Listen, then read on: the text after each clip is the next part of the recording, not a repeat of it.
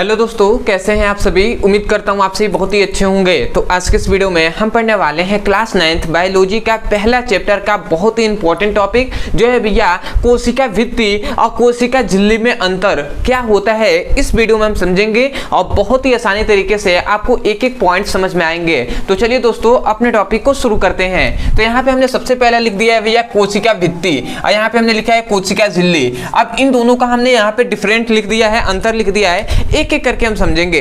तो सबसे पहला अंतर हम देखते हैं। तो याद रखेंगे भैया यहाँ पे लिखा गया है कि जो कोशिका भित्ति होता है वो पादप कोशिकाओं में पाया जाता है। समझ में आया। मतलब जो कोशिका भित्ति होता है वो पेड़ पौधों में पाया जाता है, पेड़ पौधों की जो कोशिकाएं होती है उसमें पाया जाता है। इसीलिए हमने कहा कि जो कोशिका भित्ति होता है वो पादप कोशिकाओं में पाया जाता है, ठीक है। और जो कोशिका झिल्ली होता है ये जंतु कोशिकाओं में पाया जाता है। इसीलिए हमने लिखा कि कोशिका झिल्ली जंतु कोशिकाओं में पाया जाता है, ठीक है। तो ये पहला पॉइंट, आशा करते हैं कि ये पहला सबसे दोनों का पहला पॉइंट समझ में आ गया होगा।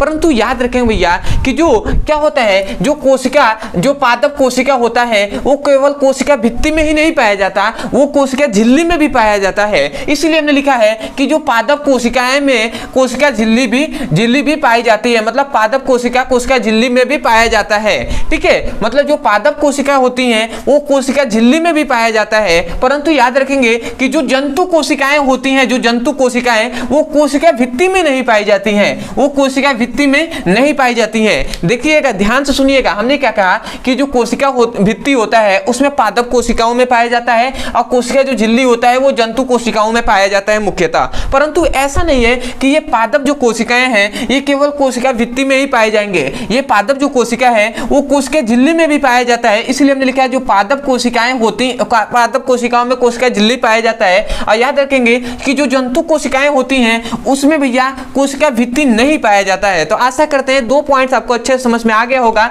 ये दोनों पॉइंट्स, ठीक है, ये दोनों पॉइंट्स जो है ये समझ में आ गया होगा। तीसरे पॉइंट्स पे आते हैं। तो याद रखेंगे भैया कि जो क्या होता है कोशिका भित्ति होता है वो सेलुलोज का बना होता है। किसका भैया? सेलुलोज का बना होता है, ठीक है। इसीलिए लिखा है कोशिका भित्ति सेलुलोज का बना होता है। परंतु याद रखेंगे जो कोशिका झिल्ली होता है वो प्रोटीन का बना होता है। जो क्या बना? प्रोटीन का बना होता है। इसलिए लिखा है कि कोशिका झिल्ली प्रोटीन से बना होता है। तो आशा करते हैं ये तीनों पॉइंट्स आपको समझ में आ गया होगा। चौथा पॉइंट समझिए, ठीक है, ये बहुत इंपॉर्टेंट है कि भैया याद रखेंगे ये दो पॉइंट्स बहुत इंपॉर्टेंट है, तीसरा और चौथा, ठीक है। तो इनको याद रखना है आपको कि जो कोशिका भित्ति होता है वो पूर्ण पारगम्य होता है। क्या? पूर्ण पारगम्य होता है।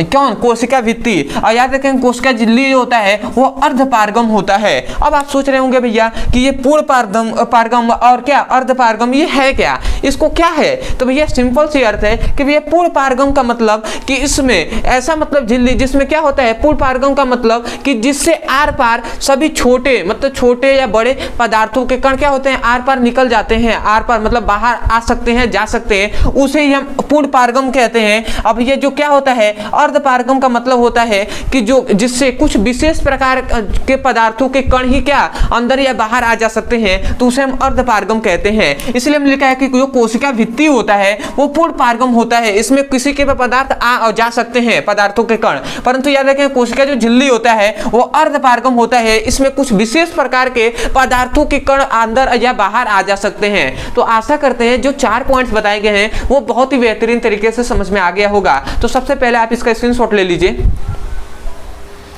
तो आशा करते हैं दोस्तों आपको अच्छे से समझ में आ गया होगा। तो मैं यही कहूंगा यदि समझ में आया है तो सबसे पहले तो सपोर्ट करने के लिए चैनल को सब्सक्राइब कर दीजिएगा, वीडियो को लाइक कर दीजिएगा। हो सके तो मैं कमेंट सेक्शन में जरूर बताइएगा कि आपको वीडियो कैसा लगा।